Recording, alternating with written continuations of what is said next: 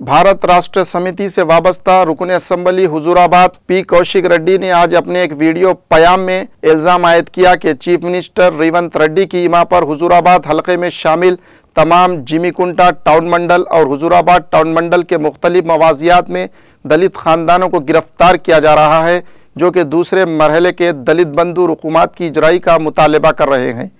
इन्होंने बताया कि साबिक़ चीफ मिनिस्टर के चंद्रशेखर राव की हुकूमत में दूसरे मरहले के तहत दलित बंधु स्कीम के मुंतखबा ख़ानदानों के बैंक अकाउंट्स में फ़ी ख़ानदान 10 लाख रुपए जमा किए गए थे, जिसको बैंक के अहदेदारों ने मुंजमद कर दिया है, जिसके नतीजे में सारिफीन हुकूमत की इजराई से महरूम हो गए हैं।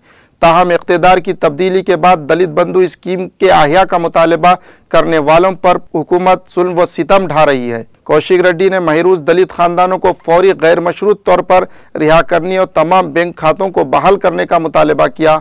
बसूरत दिगर दलित खानदानों के हमरा ज़बरदस्त एहतजाज मुनज़्ज़म करने का इंतबा दिया। హుజూరాబాద్ నియోజకవర్గ ప్రజలందరికీ కూడా నా నమస్కారాలు తెలియజేస్తా ఉన్నాను। ఇవాళ జమ్మికుంట మండలం, జమ్మికుంట పట్టణం, ఇల్లంతకుంట మండలం, వీణవంక మండలం, హుజూరాబాద్ మండలం, హుజూరాబాద్ పట్టణం, కమలాపూర్ మండలంలో ఉన్న దళిత కుటుంబాలని చాలా మందిని ఇవాళ రేవంత్ రెడ్డి గారు అరెస్ట్ చేపిస్తా ఉన్నారు। దీనికి నేను తీవ్రంగా ఖండిస్తా ఉన్నాను।